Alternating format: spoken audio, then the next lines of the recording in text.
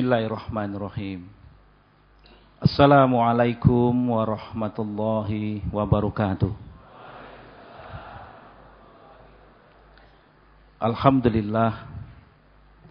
Alhamdulillahillazi arsala rasulahu bil huda wa dinil haqq liyuzhirahu ala dini kulli wa kafa billahi shahida.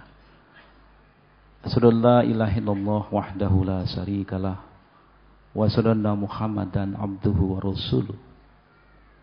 Allahumma shalli wa sallim hadan nabiyil karim wa ala alihi wa sahbihi ajmain, amma ba'd. Yang sama-sama kita cintai, kita muliakan, dan insyaallah dimuliakan Allah Subhanahu wa taala, Al-Ustadz Dr. Andes Ahmad Sukino, pimpinan Yayasan Majelis Tafsir Al-Quran Surakarta, atau yang biasa familiar kita dengar di telinga kita, MTA. Saudara-saudara saya, kaum muslimin muslimat, Majelis Tafsir Al-Quran Pengajian Ahad atau Jihad Ahad, yang insyaallah dimuliakan Allah Subhanahu wa taala, segenap pimpinan MTA, saudara-saudaraku yang hadir dari seluruh pelosok tanah air yang saya cintai. Alhamdulillah, mari kita panjatkan puji dan syukur kehadiran Allah Subhanahu wa taala, Tuhan penggenggam kehidupan manusia. Saya sungguh bersyukur berada di tengah-tengah saudara-saudara saya di majelis MTA ini, majelis yang luar biasa memberikan pencerahan kepada umat, tidak hanya didengar oleh saudara-saudara kita melalui radio dan streaming internet, tapi melalui satelit pun didengar oleh umat Islam di seluruh dunia. Terima kasih kepada MTA yang telah membawa pencerahan kepada umat. Tadi Al-Ustadz mengatakan saya sudah mengenal MTA, betul sekali.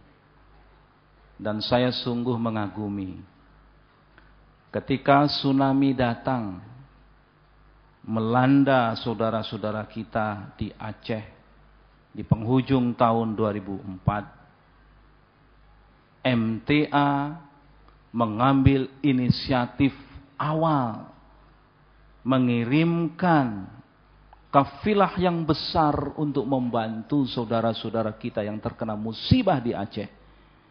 Dan ketika itu saya masih menjadi Menteri Perhubungan, dan di sini hadir Pak Dr. Suparno, beliau memimpin tim rescue yang penuh dengan keikhlasan membantu saudara-saudara kita di sana. 1 bulan penuh ditambah 1 bulan penuh lagi.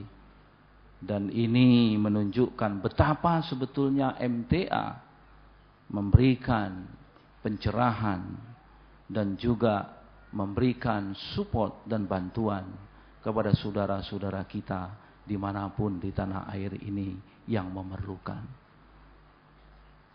Pak Ustadz, saya memberikan respek yang tinggi kepada majelis ini, dan insyaallah mudah-mudahan MTA akan terus berkembang dan memberikan pencerahan kepada umat Islam, tidak hanya di negeri kita yang tercinta ini, tapi juga di seluruh pelosok tanah air. Mudah-mudahan Allah memberikan kemudahan dari seluruh niat baik kita ini. Bapak Ibu sekalian yang saya cintai, saya tentu tidak akan memberikan tausiah menggarami lautan ilmunya Pak Al-Ustadz Sukino. Tapi sebagai Menko Perekonomian, saya ingin sedikit mengingatkan kita semua. Pada bulan yang baik di penghujung Zulhijjah dan insya Allah 2 hari lagi kita akan menyambut tahun baru Islam. Maka marilah kita melakukan introspeksi dalam melihat perkembangan umat Islam dan kontribusi kita kepada bangsa yang tercinta ini. Kalau kita melihat ke belakang 14,5 abad yang lalu, ketika Rasulullah Shallallahu Alaihi Wasallam melakukan hijrah atas perintah Allah Subhanahu Wa Taala, maka itu ditandai mulainya tahun Hijriah. Dan sejak dilakukan hijrah tersebut, maka umat Islam mengalami kemajuan yang pesat sekali. Luar biasa. Karena disitulah tatanan kehidupan umat yang pluralistik, baca pluralistik, dikonsepkan oleh Rasulullah dalam sebuah piagam Madinah yang sangat terkenal itu. Mengatur kehidupan bermasyarakat, mengatur kehidupan berniaga, mengatur kehidupan berpolitik dalam arti yang luas, dan mengatur kehidupan masyarakat yang plural itu. Kemajuan umat Islam luar biasa sampai puncaknya pada abad pertengahan, di mana Islam memberikan kontribusi besar di dalam memajukan peradaban Islam selama 7 abad. Ilmu pengetahuan menjadi kata kunci keberhasilan kita pada waktu itu, di mana umat Islam berfikir dan berzikir.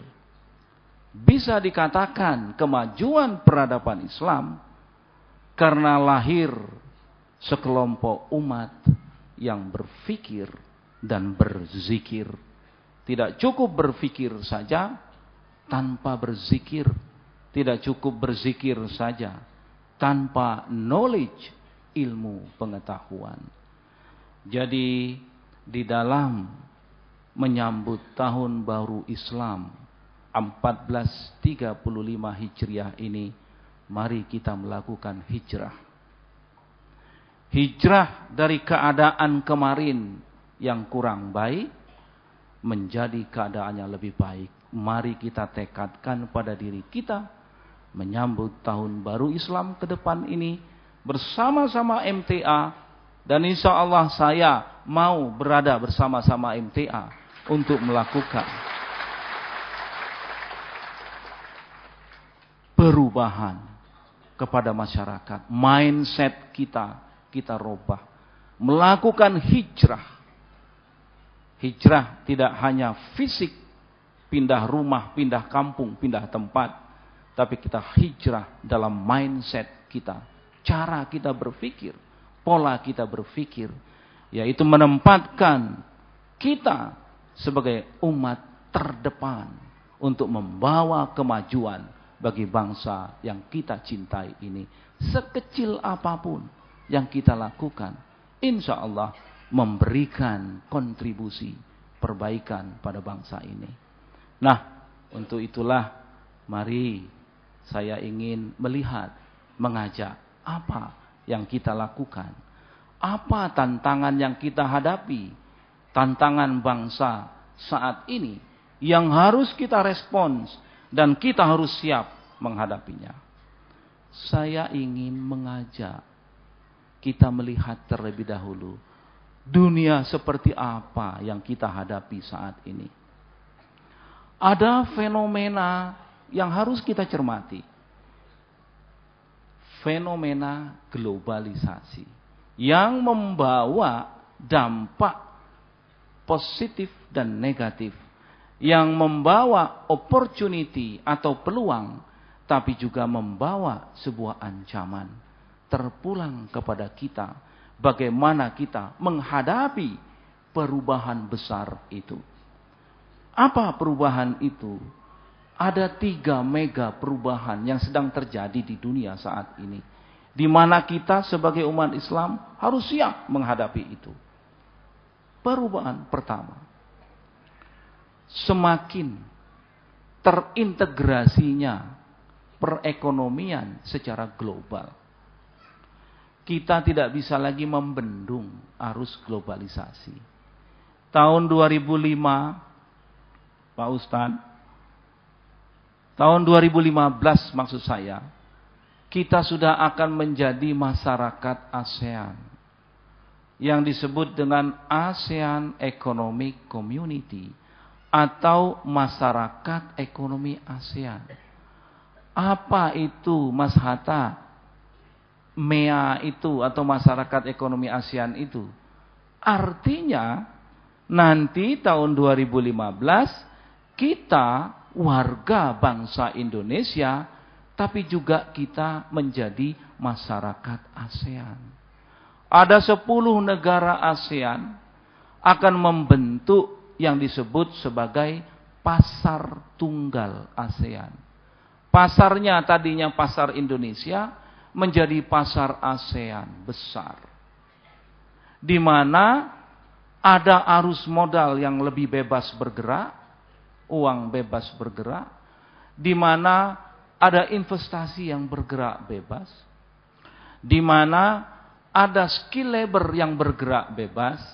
Ada yang nanya pada saya, Mas Hatta, apa tukang cukur Vietnam nanti juga nyukur di Solo?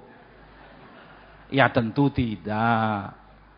Yang dikategorikan skill labor, ya, yang lebih free movement, bergeraknya lebih bebas dalam kaitannya yang skill. Kita tentukan nanti, kita punya kepentingan nasional kita. Nah, oleh sebab itu skill labor. Jadi dari situ kita sudah bisa membaca tantangan yang kita hadapi. Yang tadinya jumlah pasarnya 250 juta Indonesia saja berubah menjadi 600 juta masyarakat ASEAN. Yang tadinya itu kalau kita menjual rawon misalkan, peluangnya itu untuk sekian ratus ribu, ada peluang juga untuk kita kembangkan. Kalau ekspornya terbatas, ada peluang ekspornya melebar. Tapi juga ada ancaman. Kalau kita tidak siap secara ekonomi, di mana negara lain lebih siap, maka pasar kita yang besar ini akan diambil oleh negara-negara lain yang lebih bebas itu.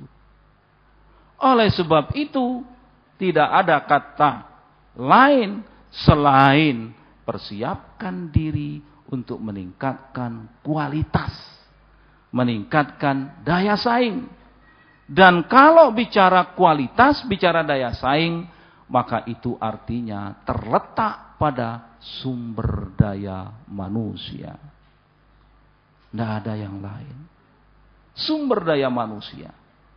Jadi kita berbenah, Bapak Ibu sekalian. Jangan biarkan putra-putri kita tidak menyelesaikan pendidikannya. Apapun kita bahu-membahu agar anak-anak kita bisa berpendidikan. Karena itu bukan hanya kewajiban orang per orang, tapi pendidikan menjadi kewajiban seluruh lapisan masyarakat, pemerintah, dan tentu saja kita semua. Dalam konteks itulah kita harus mempersiapkan diri. Pengusaha harus kita siapkan supaya tidak diambil orang pasar kita yang besar.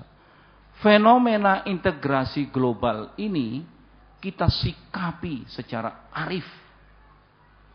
Ada 3 pekerjaan besar yang harus kita lakukan. Pertama, menghadapi itu. Pertama, persiapkan sumber daya manusia kita, pengusaha kita. Nah, kalau sudah bicara mempersiapkan pengusaha kita supaya lebih mampu berkompetisi, insya Allah, mari pengusaha yang tergabung di dalam MTA kita sinergikan. Sebagai Menko Perekonomian, insya Allah saya siap untuk membantu saudara-saudara kita yang berusaha di MTA. Melalui konsep-konsep, mempermudah akses kepada permodalan, mempermudah akses kepada pelatihan, mempermudah akses untuk masuk ke pasar, dan sebagainya, dan sebagainya. Tanpa mempersiapkan ini, maka kita kesulitan untuk bersaing. Nah, yang kedua, fenomena kedua yang harus kita persiapkan. Di dunia ini sedang terjadi, di mana ekonomi semakin terintervensi oleh science and technology. Artinya apa? Artinya setiap produk akan menjadi murah, akan menjadi efisien karena ada science and technology masuk ke dalamnya. Dulu kita menanak nasi, mak saya pakai kayu bakar menanak nasi. Sekarang orang pakai rice cooker, colokin ke listrik, blek, nasinya matang. Teknologi. Kalau kita tidak mempersiapkan teknologi dan sumber daya manusia kita untuk menghadapi tantangan itu, maka kita akan tertinggal. Mengapa Al-Quran sangat, Allah Subhanahu wa Ta'ala memberikan, katakanlah, derajat yang lebih kepada kaum yang berilmu pengetahuan, tapi juga mereka yang berzikir. Jadi dalam konteks ini, mari kita ciptakan, kita bangun masyarakat Indonesia yang berpikir dan berzikir. Karena itu yang bisa menahan laju dampak negatif dari globalisasi yang bisa menghantam nilai-nilai kultural dan spiritual bangsa ini. Ayat favorit saya surat Ali Imran, a'udzubillahi minasyaitonirrajim. Inna fi khalqis samawati wal ardi wahtilafil laili wan nahari la ayatin lil albab alladzina yazkurunallaha qiyaman wa qu'udan wa 'ala junubihim wa yatafakkaruna fi khalqis samawati wal ardi rabbana ma khalaqta hadza batila subhanaka faqina azabannar. Jadi menciptakan, melahirkan manusia-manusia ulul albab, yaitu orang-orang yang senantiasa berfikir dan berzikir. Rasulullah ketika menerima ayat ini menangis karena membayangkan tantangan yang dihadapi umat Islam. Ya, Rasulullah tentu memiliki visi jauh ke depan dengan pertolongan Allah Subhanahu wa Ta'ala, membayangkan keadaan umat menghadapi tantangan zaman. Ingat, setiap manusia hidup dan besar pada zamannya dan menghadapi pula tantangan pada zamannya. Dan setiap perubahan pada tahun-tahun baru Islam hendaknya kita maknai sebagai hijrah membawa pencerahan yang lebih baik. Jadi, kalau kita tidak mempersiapkan sumber daya manusia Indonesia yang 250 juta ini menjadi manusia-manusia yang berilmu pengetahuan anak-anak kita, maka kita kalah bersaing.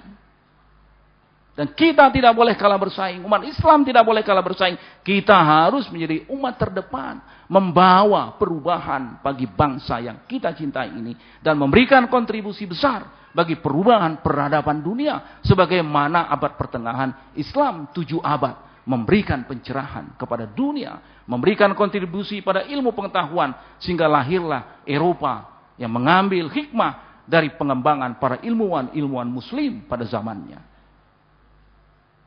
Nah, apabila kita meninggalkan, apalagi mendikotomikan, ini ilmu agama, kalau ilmu dunia pisahkan, repot kita. Ilmu ya ilmu, sunnatullah, hukum besi Allah. Dunia ini yang bisa mengantarkan kita ke akhirat. Jadi mari, dua hal yang saya titipkan, kita bisa bersinergi, insya Allah.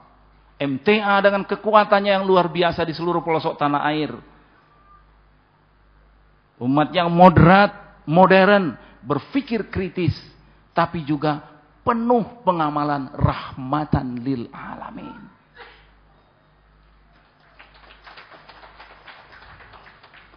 Dari semua tadi itu, manifestasinya adalah kita menjadi umat yang bisa membawa rahmat bagi sekalian alam. Jadi saya sungguh yakin Pak Ustadz, MTA ini akan memberikan pencerahan kepada umat. Dengan apa yang dimiliki ini, kita sinergikan, maka kita bisa membawa perubahan, menyongsong abad-abad ke depan. Dan di depan mata kita, 2015 masyarakat ASEAN. Nah, sekarang mari kita masuk kepada bagian akhir. Saya tidak ingin terlalu panjang. Apa yang sudah kita capai? Apa maju bangsa ini, Pak Hatta? Jangan-jangan mundur. Atau maju seberapa jauh? Mari kita lihat. Yang pertama, saya ingin sekecil apapun yang kita capai, syukuri. Allah mengatakan, la in syakartum la azidanakum wa la in kafartum inna azabi lasadid. Kalau kita bersyukur, insya Allah akan menambah nikmat syukuri. Tapi kalau kita tidak bersyukur, ingat kata Allah, azabku amanlah pedih. Nah, bersyukur ini kita terjemahkan dalam konsep, yaitu memanifestasikan, mensyukuri setiap instrumen dan fasilitas yang kita miliki, seoptimal mungkin kita sinergikan untuk sebuah kebajikan. Itulah konsep syukur. Jadi, dalam konteks ini, mari kita lihat. Alhamdulillah Bapak Ibu sekalian. Kalau kita bandingkan saja misalkan, ingat Bapak Ibu masih ingat pada tahun 98 ketika terjadi krisis besar pada bangsa ini. Pendapatan rakyat jatuh ke angka $500 per kapita. $500 itu per tahun. Kalau pada waktu itu uangnya 2.500, itu 1 juta setahun. Kurang dari 100.000 pendapatannya per bulan pada masa itu. Banyak orang mengatakan Indonesia akan menjadi negara gagal, hancur, porak-poranda, konflik horizontal di mana-mana. Kita melakukan reformasi, perubahan besar dari otoritarianisme ke demokratisasi. Tapi Allah punya skenario lain. Rakyat Indonesia ini kalau menghadapi tantangan, baru dia bersatu. Kalau lagi tidak menghadapi tantangan, sukanya itu bertengkar sendiri. Ada membuat pengajian di sana dicurigai. Jangan-jangan aliran sesat.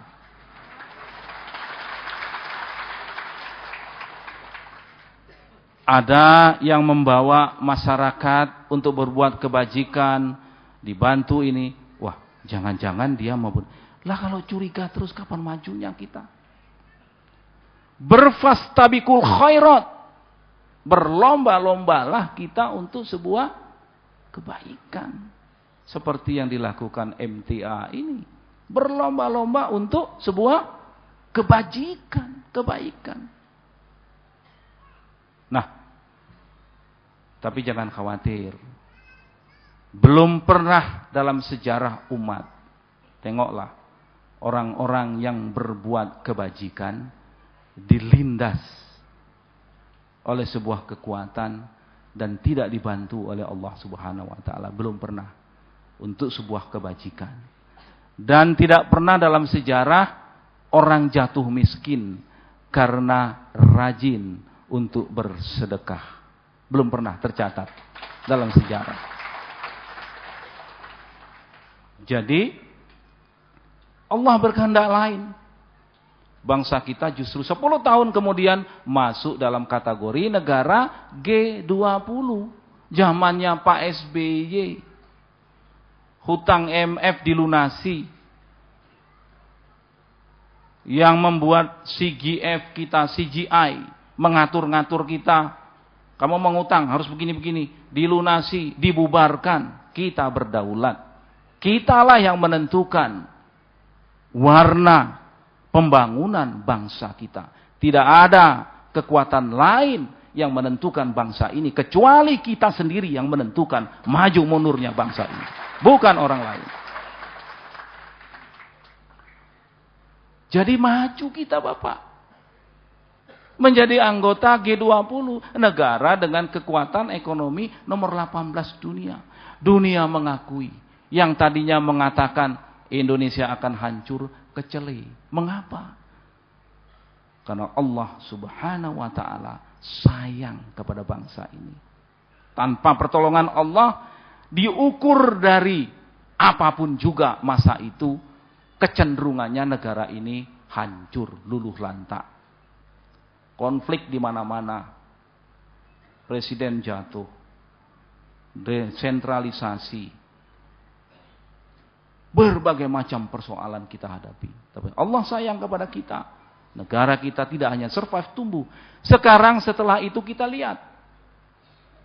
Apa yang kita, dari $500 tadi itu pendapatan rakyat, hari ini sudah mendekati $4.000 per kapita pendapatan rakyat kita terus meningkat. Alhamdulillah, ada kemajuan walaupun kalau orang mengatakan, Pak Hatta kita sudah maju semua. Kalau saya bilang, iya, bohong.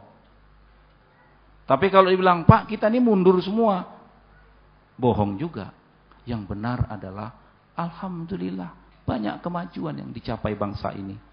Tapi masih segudang pekerjaan rumah kita yang harus kita selesaikan, kita tuntaskan. Dari pemimpin ke pemimpin. Tidak tuntas oleh Pak SBY, dilanjutkan pemimpin berikutnya. Jangan pemimpin berikutnya kerjanya hanya mengkritiki yang sebelumnya. Tidak maju-maju kita. Yang sudah hormati. Tidak ada pemimpin kita yang ingin rakyatnya sengsara. Tidak ada. Jadi hormati. Kita berpikiran positif selalu. Yang kurang-kurang kita perbaiki. Yang sudah baik kita lanjutkan. Yang lebih baik lagi kita rumuskan bersama untuk kemajuan bangsa ini. Jadi ada kemajuan kita Bapak Ibu sekalian. Tapi belum cukup. Karena kita menginginkan kemiskinan dikurangi. Korupsi diberantas dimanapun di Republik ini. Jangan berikan peluang. Karena ia akan menyengsarakan rakyat. Jadi kita maju. Tapi kita ingin menyusun lagi planning kita. Mempercepat kembali. Agar pendapatan rakyat semakin meningkat. Dan insya Allah di dalam master plan percepatan perluasan pembangunan ekonomi Indonesia. Pada tahun 2025. Yang kebetulan saya sebagai ketuanya. Ketua hariannya, Bapak SBY sebagai ketuanya, itu insya Allah pada tahun 2025 pendapatan rakyat kita sudah mencapai $15.000 per kapita.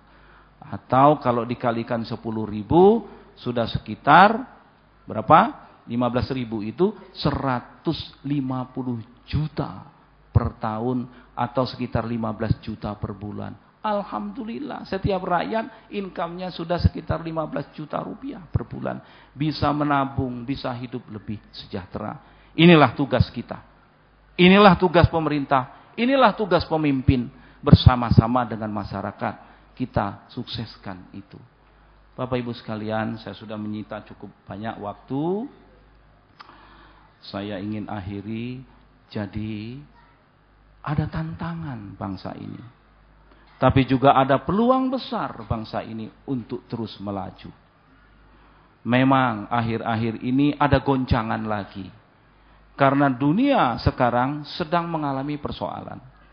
Tadi saya menyampaikan baru 2. Yang ketiga, tadi kan 2 tantangan fenomena global. Yang ketiga, ada fenomena menarik.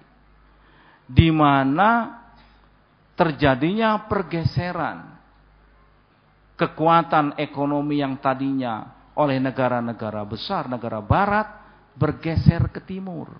Yang disebut dengan the economic center of gravity menuju ke Asia. Saya kok melihat fenomena ini tanda-tanda zaman. Bahwa peradaban sedang bergerak ke Asia. Dan Indonesia insya Allah menjadi sebuah kekuatan baru. Akan tumbuhnya peradaban Islam yang baru, peradaban yang rahmatan lil alamin. Kita punya peluang itu.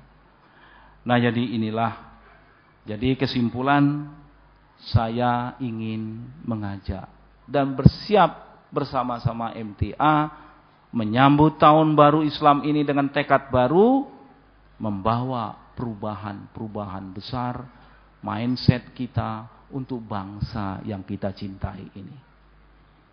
Saya nanti apapun bisa kita sinergikan dengan baik. Saya siap bersama-sama saudara-saudaraku dari MTA ini untuk kita sinergikan di bidang ekonomi. Dan yang terakhir, tentu sebelum memasuki 2015, kita memasuki 2014 dulu. 2014 saya bertitip kepada saudaraku sekalian. Titipin saya adalah bahwa marilah apapun warna, apapun latar belakang, siapapun orangnya, yang kita lihat adalah apakah ia ingin sungguh berbuat kebajikan bagi negeri yang tercinta ini. Apapun warnanya, warna kita merah putih. Apapun isinya ketika dibedah bahwa kita ingin betul-betul menjadi umat yang rahmatan lil alamin bagi bangsa yang tercinta ini. Ini saja yang ingin saya sampaikan. Saya mohon maaf tidak bermaksud menggurui. Al-haqqu min rabbika fala takunanna minal mumtarin.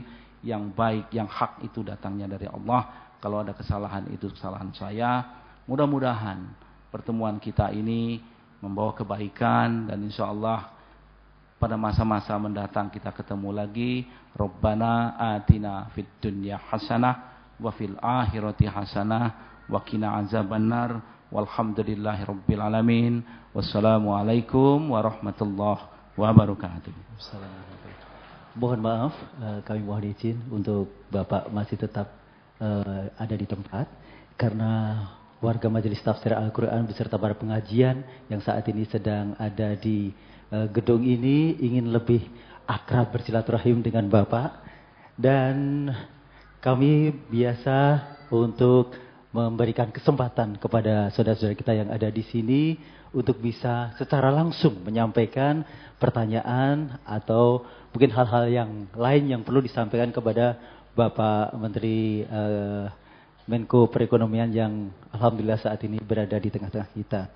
Dan kami berikan kesempatan bagi para jamaah yang saat ini mungkin sudah mendekati dengan mikrofon-mikrofon yang ada di dekatnya. Kami persilahkan untuk lantai 2, 2 putra, 2 putri, sebutkan dulu nomor mikrofonnya ya. 12, 13, 12, 12, 13, 12 sama 5. 12 sama 14, 6. Baik. 5. Baik, sudah kami dapatkan nomornya. Nomor 6 dahulu. 11. Sebentar Pak, nomor 6 dulu Pak, sudah kami catat. Maksimal 2 pertanyaan. Nomor 6? 6 ya. Ya, silakan Pak. Assalamualaikum warahmatullahi wabarakatuh. Terima kasih pada Bapak. Saya mau matur. Nama Pak? Nama saya Suhada dari pengecoran Ceper. Saya terus terang megang pengecoran Ceper sudah lama. Maka dari itu, kalau setor di pemerintahan, di bandar lapangan terbang, kenapa uang itu sangat sulit sampai 1 tahun? Padahal semua sudah saya laksanakan dan sudah saya pesanan, sudah story. Lah hari ini terus terang saya juga membuat Batam. Kira-kira pekerjaan sudah selesai semua. 5 bulan belum, baru separuh diberi uang. Semua pekerjaan sudah saya selesaikan. Maka dari itu saya sudah buat lagi jembatan itu Surabaya, yaitu sampai Madura itu juga saya ikut proyek. Maka dari itu kami mohon, alhamdulillah saya sekarang tidak pakai batu bara, pakai industri yaitu listrik. Maka tiap hari bisa mengecor. Maka dari itu kami minta Bapak supaya apa? Saya sering masuk pekerjaan pemerintah. Kenapa? Uangnya sangat sulit. Padahal pekerjaan saya sudah selesai semua. Kami mohon minta bantuan Bapak supaya Bapak bisa menghubungi dengan saya dan pemerintahan supaya apa? Keuangannya supaya baik. Memang saya ini pengecoran yang apa itu dari pemerintah cuma gambar tok. Jadi saya yang memahami semuanya itu gambar difekkan masuk saya. Cukup sekian, kami minta Bapak supaya apa itu saya dari MTA ini juga ada yang pengecoran cuma saya. Kami minta doa supaya bisa lancar. Sekarang ya juga lancar, lebih lancar lagi. Ini mau masuk dari RT lebih murah lagi. Ya. Tapi saya ya tidak takut. Cukup sekian. Assalamualaikum warahmatullahi wabarakatuh. Assalamualaikum warahmatullahi wabarakatuh. Baik, nomor 12. Ya, silakan Bapak. Assalamualaikum warahmatullahi wabarakatuh. Salam. Nama saya Bambang dari cabang Kasihan, Pak. Kasihan Bantul, ya. Terkait dengan bukankah telah terbukti dan teruji bahwa perekonomian secara Islam itu lebih bisa menjawab permasalahan-permasalahan perekonomian. Pertanyaannya kaitannya dengan hal tersebut, Bapak sebagai Menteri Perekonomian dan sebagai seorang Muslim, upaya-upaya apakah yang telah diterapkan dalam hal mengatasi perekonomian yang secara Islami? Itu pertanyaan kami yang terkait dengan perekonomian secara Islam. Yang kedua, mudah-mudahan nanti seandainya Bapak bisa menjadi presiden, harapan kami bisa lebih menerapkan peraturan-peraturan khususnya dalam hal perekonomian dan sebagainya sesuai dengan perekonomian yang secara Islami. Demikian, terima kasih. Assalamualaikum warahmatullahi wabarakatuh. Waalaikumsalam warahmatullahi wabarakatuh. Baik, menantikan untuk berikutnya 2 dari Ibu. Kami mohon untuk tanggapannya dari Bapak Adara Jasa, 2 dari pertanyaan yang sudah disampaikan. Terima kasih. Pertanyaannya kritis. Ini nggak kalah dengan anggota DPR yang di Senayan kalau lagi nanya. Ini kalau nyalek bisa jadi semua ini. Pak Suhada, tagihannya terlalu lama. Iya, lama sekali kalau 6 bulan. Bisa bangkrut kalau ditagih 6 bulan baru dibayar. Insya Allah saya akan perhatikan ini. Saya akan tanya langsung nanti mengapa kok lama gitu ya. Tapi saya ingin sampaikan mekanisme. Nah, kalau pekerjaan itu ada di BUMN biasanya itu relatif lebih sederhana. Lebih sederhana prosesnya itu. Jadi kalau ini di Angkasa Pura, nanti saya akan langsung tanyakan ke Angkasa Pura, saya akan cek apa ada prosedur yang berbelit-belit.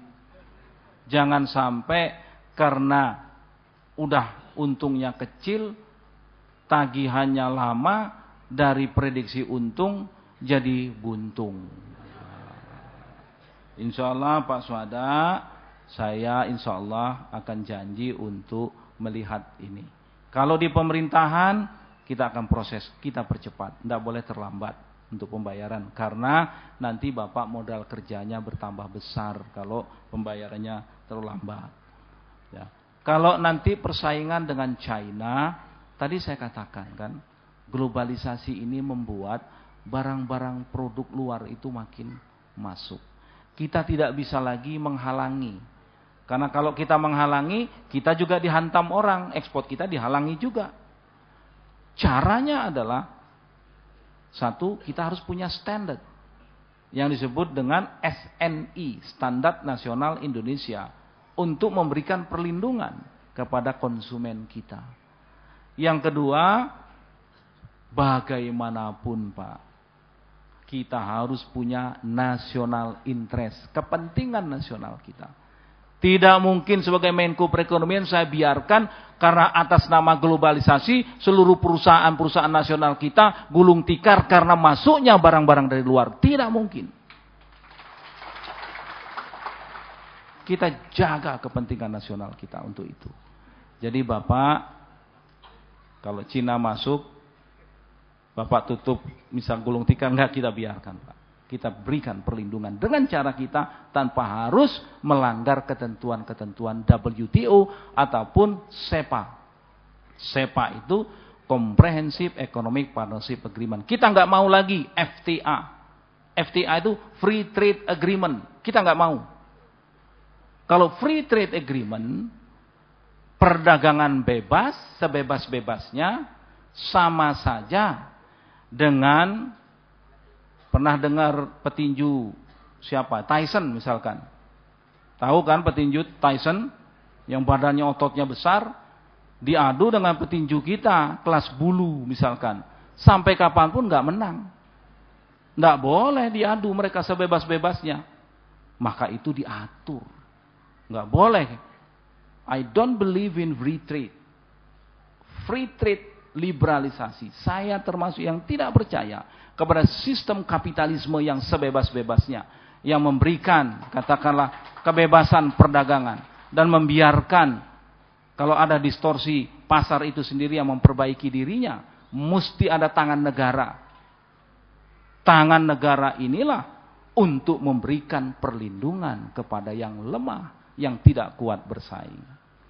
Jadi kalau neolib itu dia bilang negara nggak boleh ikut campur, biarkan saja pasar itu memperbaiki dirinya, mencari keseimbangan dirinya. Nonsen. Yang kecil akan tergilas, nggak bisa. Negara harus hadir manakala rakyatnya memerlukan perlindungan dari negaranya. Nah, jadi itu Bapak. Jadi sebetulnya soal tagihan ini kan, insya Allah nanti kita perlancar Pak, saya janji. Bukan saya yang memperlancarnya, tapi saya tentu akan menanyakan langsung ini. Menegurlah. Pak Bambang dari Bantul, perekonomian secara Islam. Begini. Ketika coba kita lihat.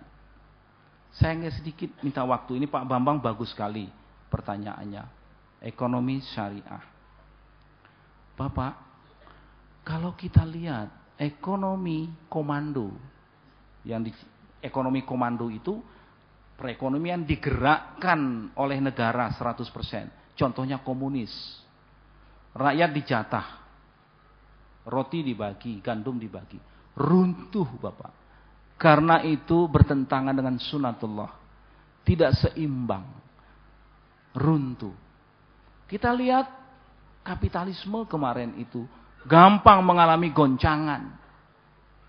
Tiba-tiba bubble, ekonominya nggak real, transaksi barangnya nggak jelas, terjadi bubble, kredit yang tidak baik dibungkus rapi, kemudian di package, dikeluarkan bond, orang membeli tiba-tiba jatuh.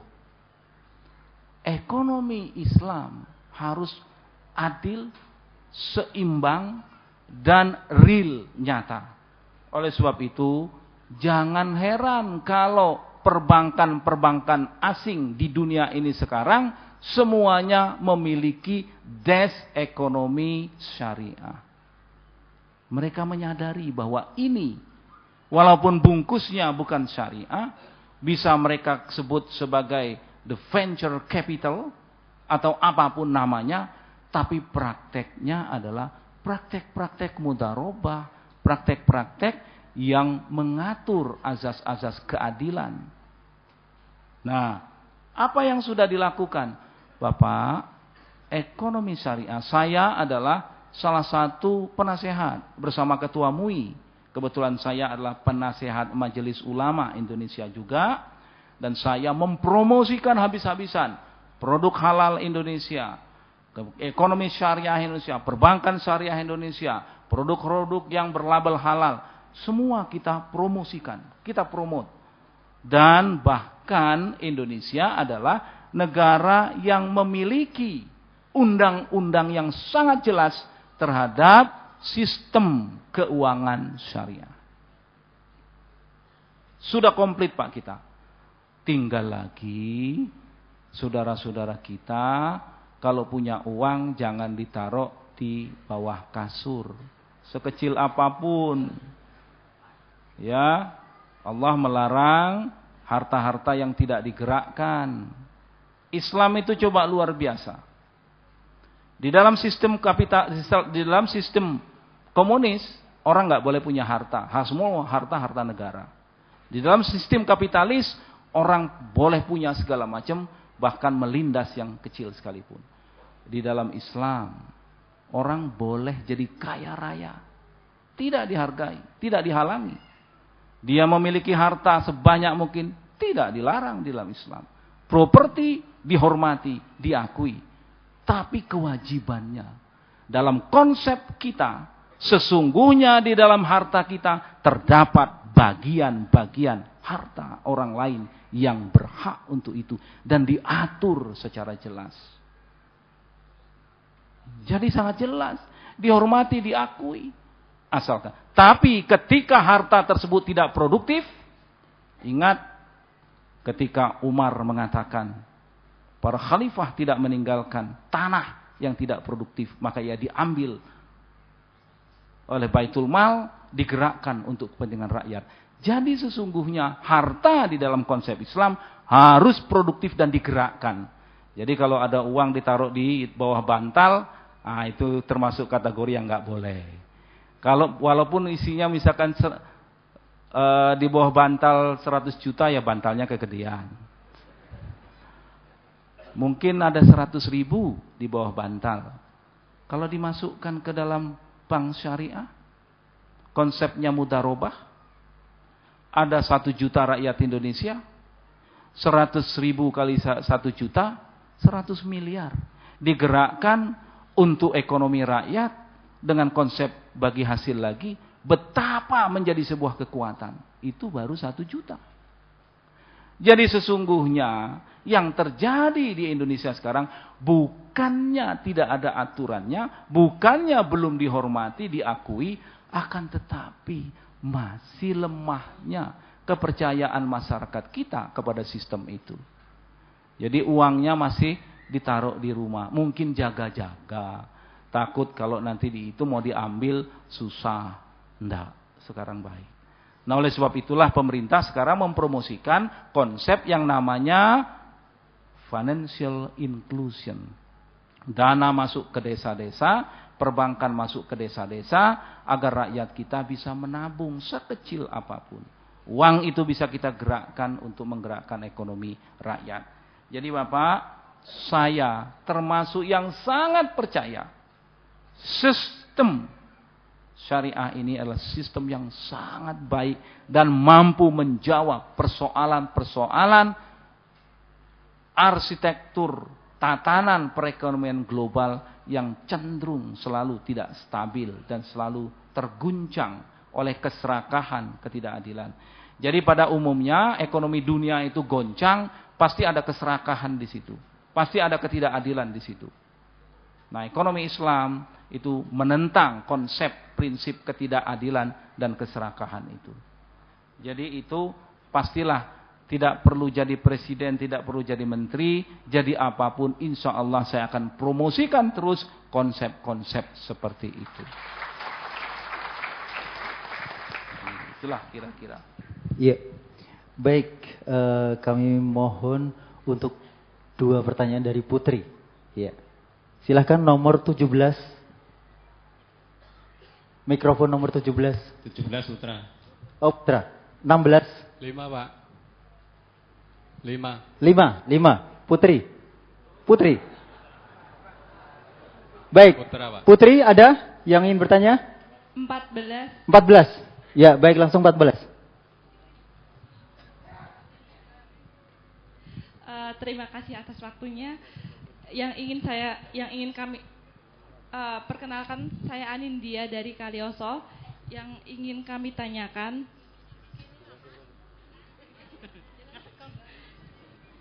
berdiri.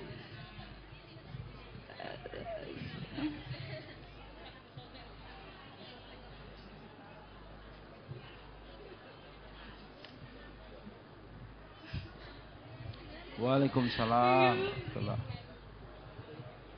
Silakan Ibu. Oh, nomor 5 Ibu, nomor 5. Nomor ya 14. Silakan. Yang ingin kami tanyakan, untuk menghadapi masyarakat ASEAN itu, kami sebagai calon guru ataupun sudah menjadi guru itu apa yang harus dipersiapkan? Terima kasih. Assalamualaikum warahmatullahi wabarakatuh. 1 Putri lagi. Oh iya Bu, silakan berdiri. Salam. Mikrofonnya bisa diganti. Nomor berapa Bapak? Ya.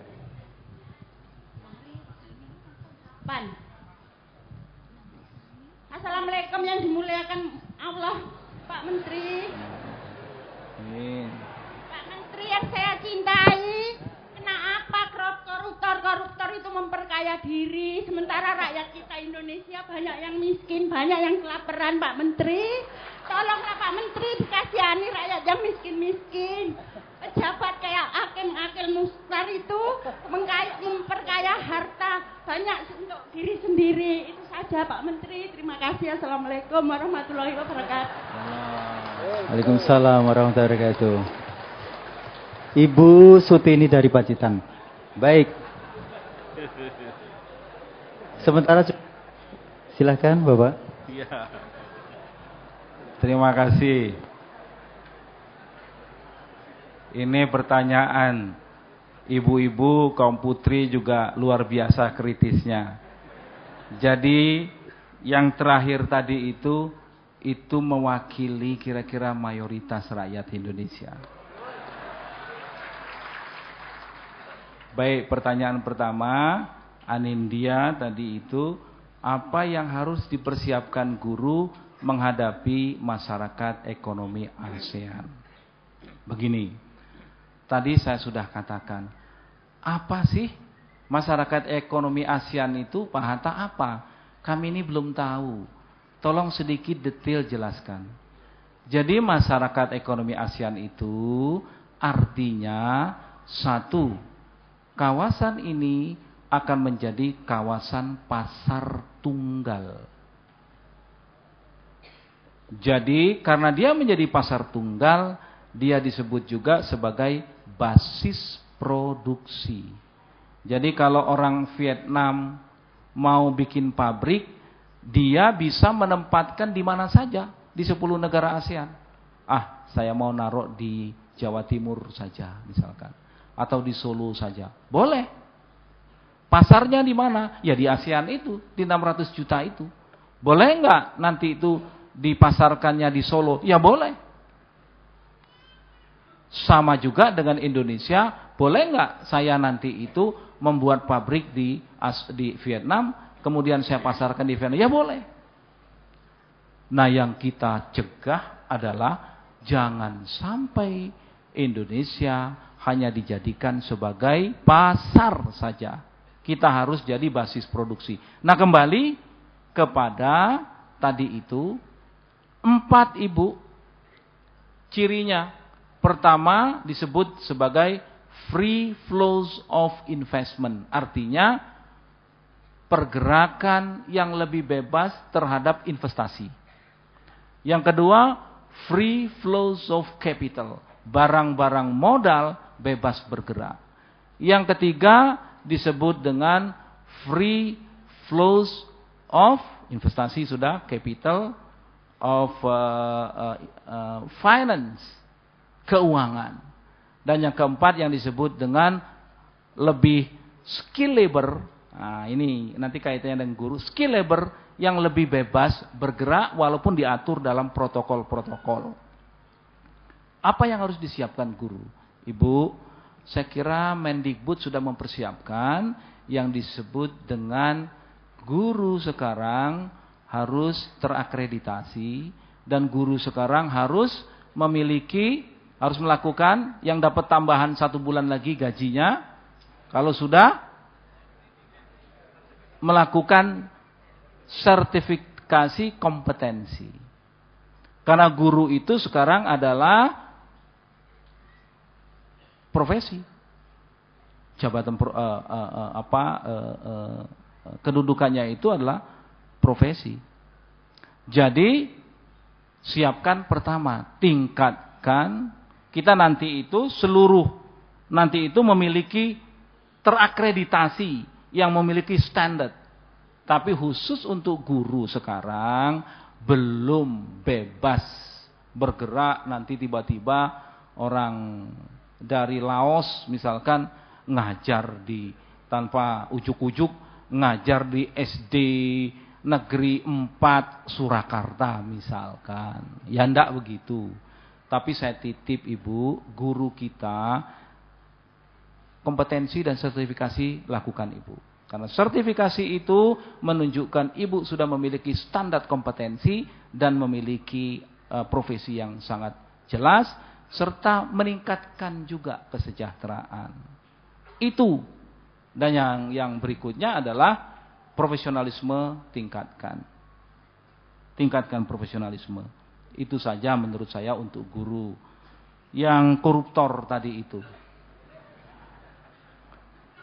Jadi memang ini begini. Saya sedikit ngambil waktu. Ini soal pendidikan moral bangsa. Mohon maaf, bukannya saya berarti moral saya sudah baik. Manusia bisa tergelincir kapanpun kalau dia tidak dipelihara oleh Allah Subhanahu wa ta'ala.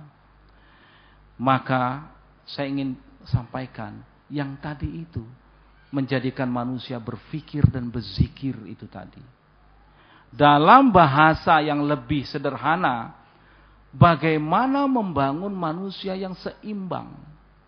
Seimbang kecerdasan intelektualnya, seimbang kecerdasan emosionalnya, dan seimbang kecerdasan spiritualnya. Jadi kita harus kembali kepada basic Ibu, memberantas koruptor ini. Semakin keras KPK, semakin canggih kadang-kadang orang-orang itu melakukan sesuatu. Tapi kita semua wajib mendukung KPK untuk melakukan pemberantasan korupsi di mana saja. Jangan biarkan ada unsur-unsur tangan mau memperlemah KPK. Terus kita masih memerlukan itu. Tentu kejaksaan dan kepolisian kita pun harus kita perkuat. Nah, dalam konteks ini saya ingin bercerita. Apa sih Pak kecerdasan intelektual? Seorang anak kalau pulang sekolah baca matematika, fisika, kimia tiap hari, insya Allah dia akan memiliki kecerdasan intelektual. Tamat kuliah cum laude, masuk S2 cum laude, ambil PhD doktor cum laude. Kalau dia berkarir, statistik menunjukkan orang-orang yang memiliki kecerdasan intelektual, maka ia akan sukses. Tapi belum tentu mencapai puncak karir. Karena diperlukan yang disebut dengan kecerdasan emosional. Lah kalau orang di rumahnya itu tidak memiliki emosional, tidak memiliki rasa, maknya lagi perlu bantuan, nggak bisa mak, ini lagi belajar. Maknya minta bantu, nak bantu sapu, ini ada ini ke warung sebentar, enggak, ini saya mau belajar. Tidak ada keseimbangan emosional. Maka ia akan menjadi manusia-manusia yang egois. Itu urusan you, urusan saya ini. Emang gua pikirin. Kata. Dia akan menjadi manusia-manusia yang mementingkan dirinya sendiri. Berbahaya. Dia akan menjadi orang yang cerdas. Akan tetapi dia hanya untuk keluarganya, untuk dirinya. Kadang-kadang kalau mendapatkan amanah, cenderung untuk khianat. Ini statistik Bapak. Oleh sebab itu harus dijejali lagi dengan kecerdasan emosional. Saya ini dari kampung Ibu. Mak saya dari kecil, mak saya itu jam 3 sudah bangun. Karena saya 12 saudara. Saya nomor 2, adik saya 10. 10 ibu adik saya. Mak saya jam 3 sudah bangun, menanak nasi, menyapu, menyetrika, segala macam. Tidak ada pembantu. Bapak Ibu bayangkan, kalau kita nggak punya pembantu di rumah, kadang-kadang repot. 10. Dengan itu, saya jam 3, mak saya bangun jam 3, saya jam 4 harus bangun. Gendong adik saya, sambil ngeliatin mak saya bekerja. Sekolah. Setiap hari saya lihat mak saya. Saya tidak pernah berdoa, ya Allah jadikan saya menteri, enggak. Ya Allah jadikan saya orang yang kaya, enggak. Jujur saya katakan doa saya, ya Allah, masih kecil belum sekolah. Beri kesempatan saya Tuhan untuk menyenangkan hati ibu saya. Cuman itu doa saya, enggak ada yang lain. Dan ketika saya selesai SMA, saya diterima di ITB, mak saya melepaskan kalungnya, ini nak, kalung ini jangan tidak jadi orang kamu. Jadi orang itu maksudnya sukses. Dan kamu kita nggak tahu nak, kamu belum tahu Bandung, kita semua nggak tahu. Kata orang Bandung ITB itu bagus, tapi kata orang Bandung juga itu berbahaya, banyak maksiatnya. Supaya kamu aman nak, begitu sampai carilah masjid, kamu di sekitar situlah tinggal. Supaya tiap hari kamu mendengar suara azan. Maka jadilah saya aktivis Masjid Salman. Nah, itulah membuat keseimbangan emosional. Taman SD saya sudah dititipkan kepada wak saya. Jam 4 sudah mompa air, mengisi bak, mengepel, jam 6 pagi naik sepeda sekolah. Itu membentuk kita emosi. Dan kita menurut saya harus, kalau enggak nanti bayar. Tapi emosional saja tidak cukup. Katanya, kalau ada keseimbangan emosional kita dapatkan, intelektual kita dapatkan, dia bisa mencapai puncak karir. Tapi tanpa kecerdasan spiritual, maka orang itu akan kehilangan makna, values, apa yang ia kerjakan itu. Sesungguhnya bermakna atau tidak. Untuk apa saya mengerjakan ini? The why. Kalau memiliki kecerdasan spiritual, maka kita akhirnya mengatakan, apa yang saya kerjakan ini sesungguhnya hanyalah manifestasi dari tugas kemanusiaan, manifestasi dari rahmatan lil alamin. Sesungguhnya itu, menurut saya, basic inilah ada di keluarga, ada di pendidikan kita. Kalau tidak di keluarga, tidak di pendidikan, maka korupsi ini bisa menjadi budaya yang sangat membahayakan. Saya bukanlah orang yang sempurna, orang yang baik, kita semua bukan sempurna, tapi saling mengingatkan. Tawasobil haq wa tawassaw bis sabr wa tawassaw bis sabr. Saling mengingatkan dalam kebenaran dan saling mengingatkan dalam kesabaran. Jadi kalau nggak ada yang mengingatkan, ya kita bisa tergelincir juga. Nah, pengajian jihad ini sesungguhnya juga luar biasa Bapak Ibu sekalian. Saya hormat kepada Al-Ustadz Ahmad Sukino yang mampu menggerakkan hati dari umat kita, dari pelosok jauh-jauh, enggak dibayarin, enggak disediakan bus, enggak disediakan apa-apa, datang sendiri. Tadi saya mendengar di bawah katanya, wah kalau pengajian di sana dikasih uang sehingga rame. Bohong itu. Pasti enggak kuat Pak Ahmad Sukino membayarin. Hatinya digerakkan oleh motivasi karena Allah Subhanahu wa taala. Itu saja Ibu Bapak sekalian, saya mohon maaf tidak menggurui, tidak ingin mengajari, kita bersharing, saling mengingatkan. Wal asri innal insana lafi husrin illa illalladzina amanu wa amilus solihati wa tawassaw bil haqq wa tawassaw bis sabr. Kita dalam rangka saling mengingatkan saat ini, mudah-mudahan kita senantiasa dipelihara Allah Subhanahu wa taala hati kita untuk selalu berbuat kebajikan bagi sesama umat, bagi bangsa dan negara yang kita cintai ini. Terima kasih Bapak. Ustadz, ini Pak Abdurrahman Suparno mau matur kepada Monggo Pak Adarjas. Nun sewu Pak Menteri. Ini yang nanya doktor ini. Yang ditanya juga doktor, malah menteri sekalian kan. Jadi Bapak Menteri tadi sudah menggarisbawahi akan pentingnya membangun manusia yang seimbang, termasuk juga membangun kecerdasan intelektual, emosional maupun spiritual. Dan juga berkali-kali menyebutkan antara berzikir dan berpikir yang seimbang untuk membangun ulul albab. MTA amat sangat banyak berkontribusi di dalam pembangunan hati, kecerdasan spiritual maupun emosional. Akan tetapi sekarang ini menghadapi tantangan tadi seperti Al-Ustadz sebutkan tadi, ada Kapolsek yang juga melarang pengajian MTA. Mohon Pak Menteri untuk bisa di dalam mimbar ini menyampaikan pesan kepada mereka yang melarang pengajian ini, karena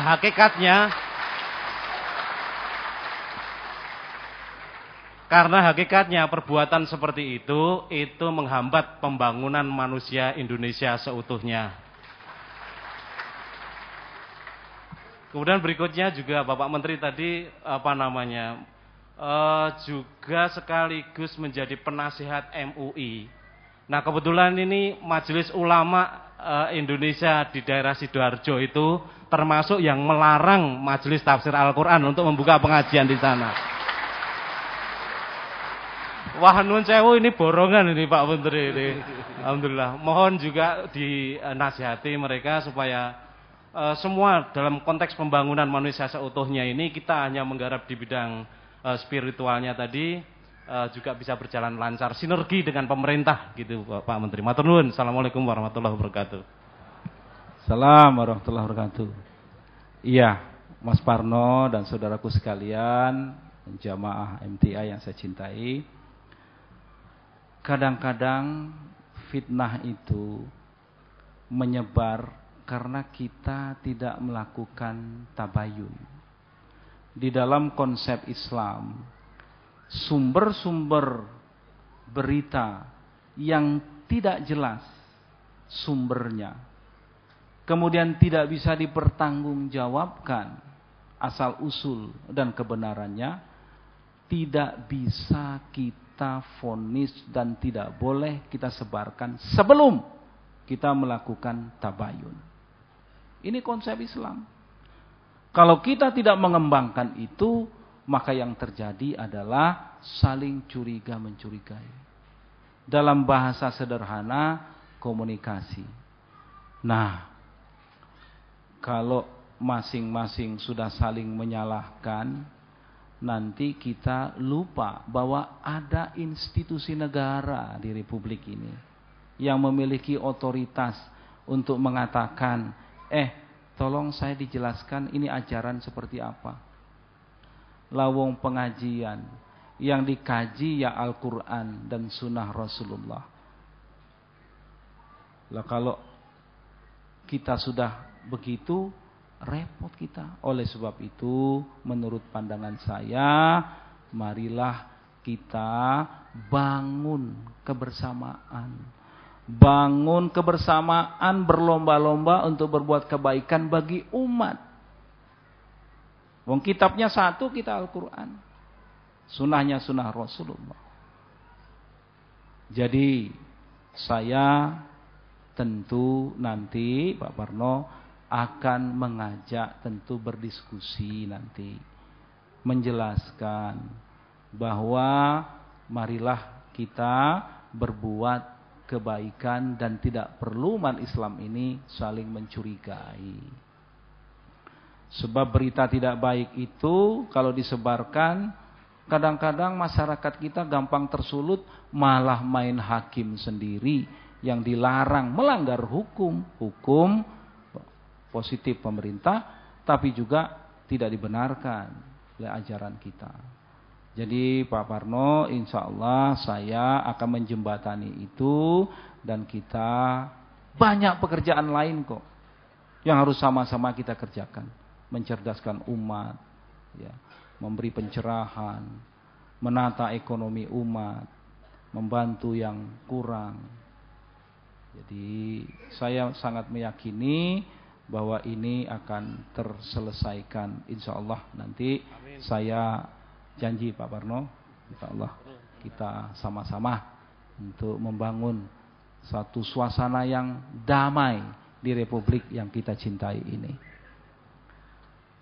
Ya, baik, satu pertanyaan tertulis dari Bapak Abdullah Gunadi dari Colomadu, Ustadz.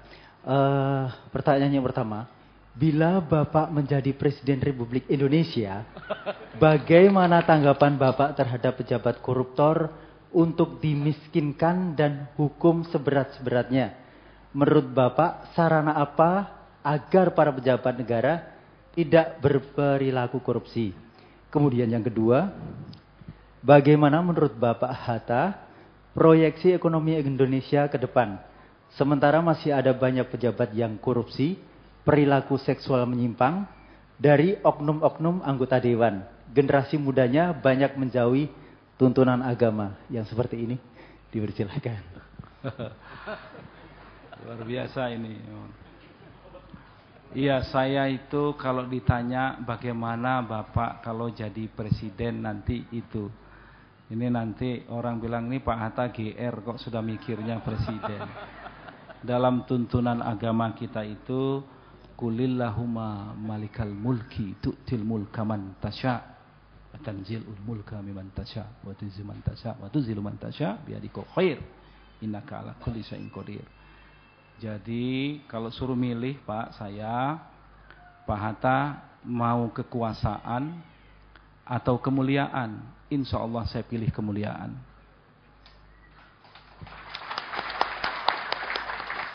Tapi kalau Allah mengatakan boleh memilih satu lagi, maka saya ingin dengan kekuasaan itu membangun kemuliaan bagi bangsa dan negara. Tapi kalau satu saja suruh milih, nggak boleh dua-duanya, ya pilih kemuliaan Bapak. Nggak jadi apa-apa, nggak apa-apa. Asal kita mulia di mata Allah Subhanahu Wa Taala. Jadi, nah, bagaimana sih memberantas? Memang korupsi ini, itu orang mengatakan sudah mengakar, membudaya di bangsa kita. Tapi saya sangat yakin ini bisa kok diberantas. Lihat KPK sekarang. Itu sudah tidak tebang pilih. Yang namanya ketua lembaga negara sekalipun kena. Dan menurut saya kita harus melakukan pendekatan yang komprehensif. Ini pandangan saya. Pertama, pendidikan harus kita lakukan sedini mungkin. Jangan sampai tidak ada di buku-buku pendidikan anak-anak yang mengatakan bahwa korupsi itu adalah kejahatan kemanusiaan. Karena bisa memiskinkan memiskinkan bangsa hanya karena tindakan 1-2 orang. Itu lakukan secara pendidikan. Yang kedua, lakukan pencegahan. Pencegahan ini tentu adalah sistem. Reporting system dan sebagainya. Termasuk juga di dalamnya reward and punishment. Saya sangat percaya dengan itu. Rasulullah itu ketika seorang sahabat datang, ya Rasulullah, orang ini, Rasulullah, tolong saya dihukum karena saya telah berzina misalkan, atau korupsi ada juga. Setelah mengatakan, nanti kalau itu bagaimana dengan kandungan? Selesaikan kandungan. Kandungan nanti, ya ini, saya sudah melahirkan ya Rasulullah, tolong saya dihukum. Susui putramu. Artinya apa? Artinya kita juga harus menerapkan reward and punishment itu. Jangan misalkan kita sudah tahu bahwa tidak mungkin seorang pegawai negeri hidup dengan gaji yang tidak memungkinkan, maka sama dengan kita memaksa dia untuk ngobjek, cari-cari sesuatu. Mungkin sekali 2 kali dia bisikannya, jangan. 4-5 kali terdesak dia lakukan itu. Berikutnya menjadi kebiasaan. Berikutnya lagi ingin yang lebih besar. Berikutnya lagi keserakahan yang muncul. Jadi saya mengatakan itu. Nah, yang terakhir adalah represif. Hukum seberat-beratnya bagi yang betul-betul merugikan kepentingan masyarakat luas.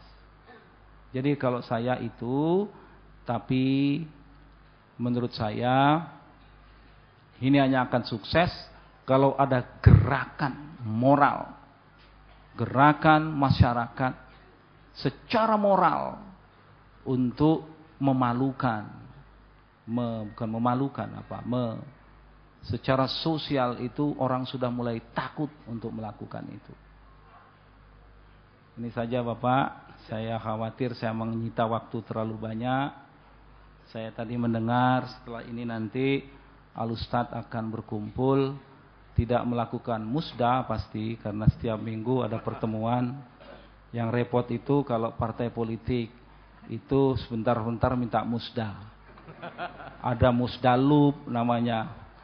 Nah, jadi kalau di sini rasanya damai, tentram, insyaallah mudah-mudahan MTA terus berjaya dan terus dimudahkan Allah segala usaha kita untuk mencerdaskan umat di negeri yang kita cintai ini. Amin. Baik, terima kasih. Terima kasih.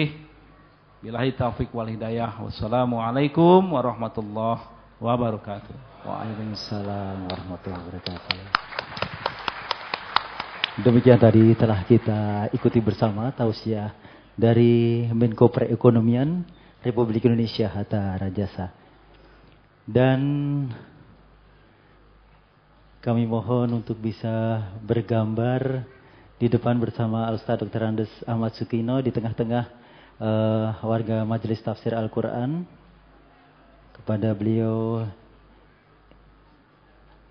Dr. Honoris Causa Insinyur Hatta Rajasa, kami mohon untuk bisa bergambar atau diambil fotonya. Terima kasih untuk Bapak Dr. Hatta Rajasa, dan dipersilahkan Ustadz untuk kembali mengisi tausiah.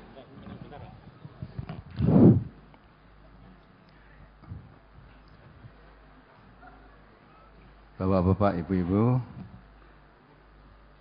jamnya masih terlalu pagi. Kan biasanya kita selesai jam 12. Namun sangat besar manfaatnya. Tadi ada seorang ibu ternyata juga memikir negara juga. Ibu sudah sepuh dari Pacitan ya. Tanya pada Pak Menteri juga mikirkan tentang korupsi juga. Jadi betul-betul korupsi ini menjadi harapan bagi seluruh rakyat Indonesia untuk diberantas.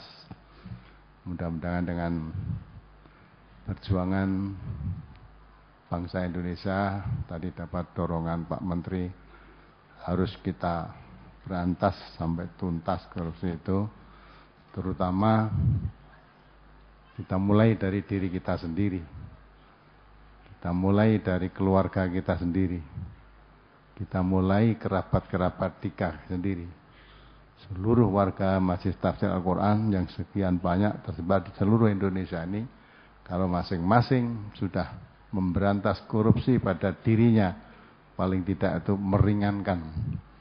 Ya, walaupun belum bisa memberantas seluruhnya, meringankan tugas pemerintah yang gigih untuk memberantas korupsi ini. Pada saatnya dengan perjuangan kebersamaan kita, di samping kita mohon berdoa kepada Allah, mudah-mudahan Allah memberikan jalan terang untuk membebaskan negeri ini dari korupsi. Kemudian tadi kami juga sudah tadi saya tanyakan Pak Dr. Suparno, Pak Menteri juga sudah menyanggupkan bahwa beberapa tempat memang kegiatan kita untuk membangun bangsa terutama di bidang mental spiritual ini ternyata juga tidak jalan mulus. Maka di beberapa tempat majelis ulama daerah pun banyak yang merintangi. Nah, ini tugas Pak Menteri sebagai penasehat, biar dinasihati nanti. Nah, sehingga nanti itu mestinya majelis ulama itu jadi penerang, penyuluh, pencerah, dan memberikan suatu arahan untuk bertabayun setiap berita-berita yang disebarkan yang negatif. Sebab tidak mungkin kalau kita mengkaji Al-Quran dan Sunnah akan membawa kepada jalan yang sesat, apalagi akan membawa kerusakan bangsa ini. Tentu akan berusaha untuk memperbaiki bangsa ini menurut bidang kita masing-masing. Maka kerjasama dengan pemerintah yang masih bersih hatinya, ketemu dengan orang atau warga Majelis Tafsir Al-Quran yang dicelup dengan Al-Quran ini, mudah-mudahan cepat atau lambat negeri ini akan mengalami kemajuan ke arah perbaikan.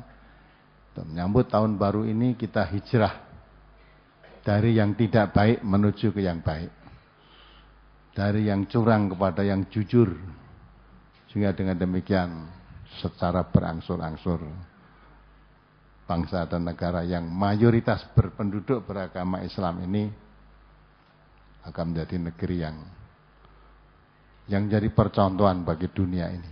Karena negeri itu paling besar umat Islamnya di dunia. Mestinya kita merasa malu kalau paling besar umatnya di dunia, umat Islam ini kok tidak memberi contoh yang baik. Kemudian tadi saya sampaikan, Pak Menteri, di samping itu memang ada juga oknum-oknum aparat yang kurang paham juga. Kapolsek di daerah juga banyak menghalang-halangi ya, perkembangan, bahkan melarang perkembangan MTA ini. Malah tadi disebut Sidoarjo itu ya, di garis polisi tidak boleh dimasuki, gedung kita sendiri nggak boleh dimasuki, pengajian ditutup. Nah, padahal pengajian kita itu diresmikan, Presiden meresmikan gedung ini, baru saja Wakil Presiden meresmikan 128 cabang perwakilan dan cabang di seluruh Indonesia, dari Aceh sampai di Nusa Tenggara Barat, di Istora yang baru saja yang lalu tanggal 15 September yang lalu. Mudah-mudahan dengan kerawan Pak Menteri ini ya, menjadi pencerahan bagi dakwah MTA selanjutnya, dan kita selalu konsisten walaupun banyak hambatan dan rintangan. Itu tidak ada jalan yang mulus bagi setiap orang mau berbuat kebaikan. Itu sejak Rasulullah mendakwahkan Islam sampai sekarang dan seterusnya, itu sebagai ujian bagi orang-orang yang mengemban amanat menyampaikan risalah Islam ini kepada umat manusia.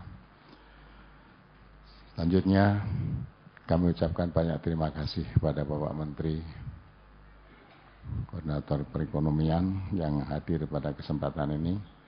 Mudah-mudahan pada kesempatan-kesempatan lain nanti kita bisa bertemu lagi dalam situasi yang lebih mengarah untuk perbaikan bangsa dengan negara ini ke arah yang lebih baik. Saya rasa tadi ada ingin sebelum saya akhiri waktu singkat ini. Dan ini ada tadi saya katakan bapak-bapak, ibu-ibu ya, kalau tadi di beberapa tempat Kapolsek ada yang menghalang-halangi, ya, di cabang Bantul Gunung Kidul itu ketua cabangnya Ajun Komisaris Besar Polisi, namanya Pak Edi itu, udah kenal semua ya. Mohon ini Pak ini Ajun Komisaris Besar Polisi. Nah ini beliau ini ketua cabang Bantul Yogyakarta. Jadi kalau memang MTA itu aliran sesat, ini Profesor Dr. Zainal Arifin, Ketua Majelis Ulama Indonesia Surakarta, yang selalu mendampingi di mana-mana. Kalau sesat mesti ini Profesor Zainal ini. Nah, kalau sesat tentu beliau sudah mengusulkan untuk ditutup. Setiap pengajian selalu beliau ikut hadir. Alhamdulillah sekarang penasihat MUI, Menteri Negara ikut hadir menyaksikan kajian ini. Dan kajian ini Pak Menteri setiap Ahad pagi selalu begini. Pak Profesor Dokter tadi sebenarnya datang sudah sejak pagi. Profesor Dr. Zainal, tapi nggak bisa masuk karena jalannya sesak, penuh sesak di luar, nggak bisa masuk, terpaksa harus dijemput, tadi telepon untuk dijemput, penuh memang setiap pagi, tidak kurang 7.000 yang hadir pada pengajian ini. Kita bukan bangga jumlahnya yang hadir, tapi kebanyakan dari mereka yang hadir dari kajian ini merubah sikap, perilaku dan sebagainya, termasuk tadi ada yang dukun baru aja menyerahkan ya jimat-jimat yang dari sini. Hari ini ada penyerahan jimat nggak? Nah, coba sekaligus. Penyerahan jimat yang pertama dari Bapak Kardi Pule Trenggalek, ini berupa kain keselamatan. Ya, jadi ini jimat kain keselamatan. Karena tidak tahu agama, mohon selamat kepada kain ini. Kemudian yang kedua dari Bapak Nano Karman Widodaren Ngawi. Bapak Nano Kauman Widodaren Ngawi, berupa 3 keris kecil dan besi kuning bertuliskan Turki. Ya, ini jimat dari Turki. Ya, mungkin ya buatannya Pak Suhada itu mungkin. Buatan Pak Suhada ditulisi Turki itu berarti jimat. Udah? Cukup Ustaz, 2. Jadi ini Pak Menteri setiap Ahad pagi itu selalu ada orang yang menyerahkan jimatnya ini. Sehingga sudah saya sediakan 1 lemari penuh-penuh. Akhirnya sudah 3 lemari sekarang. Macam-macam namanya jimat apapun yang dikenal di masyarakat di sini ada semua. Sudah kamu ngarani jimat apapun ada di sini. Maka dari itu antara lain inilah mungkin dari penjual-penjual jimat itu tidak suka pada MTA karena pasarannya berkurang. Nah, ya mudah-mudahan kita tetap istiqomah menyebarkan agama ini dengan mengharap pertolongan dan ridhonya Allah Subhanahu wa taala. Saya rasa cukup sekian. Sebelum saya akhiri, Anda titipkan salam khusus untuk Pak Menteri ini dan juga untuk kita semua, dari saudara kita yang ikuti kajian dari jarak jauh, untuk Pak Menteri Hatta Rajasa dan untuk saya ini, yaitu juga bagi saudara kita dari Sarawak, saudara kita dari Mekah, dari Aceh, dari Tanjung Pinang, dari Rejang Lebong, dari Jambi, Bogor, Buja, Kutai Barat, Kutai Timur, Angsana, Kintab, Luwu Timur, Lombok, Manokwari. Ini kirim salam semua buat, khususnya untuk Pak Menteri dan buat kita semuanya. Waalaikumsalam warahmatullahi wabarakatuh. Salam saya kembali kepada saudara-saudara yang ikuti kajian dari jarak jauh ini. Mudah-mudahan bisa istiqomah walaupun dari jarak jauh. Dan salam saya kepada kelompok kajian yang mengikuti dari jarak jauh ini, mudah-mudahan bisa istiqomah. Ya. Sudah? Cukup Ustaz dari kami. Mari kita akhiri. Alhamdulillah.